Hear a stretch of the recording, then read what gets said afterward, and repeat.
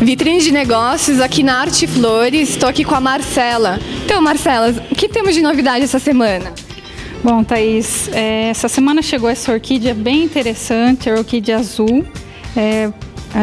O pessoal está gostando muito dela porque ela passa por um processo de tingimento antes dela florescer, né? Então, por isso dá essas cores, essas nuances, né, rajadinhas no meio dela, o pessoal está gostando muito.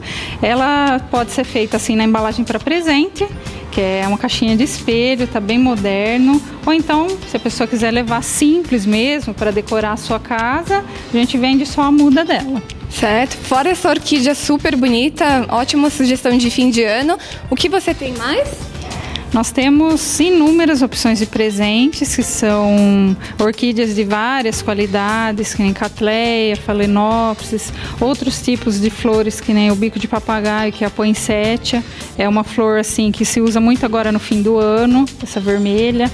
Essa rosa aqui, que é a campânula, também muito bonita, serve para presentear. E além disso, a gente trabalha com bastante cestas agora fim do ano, com vinhos, chocolates e presentes em geral.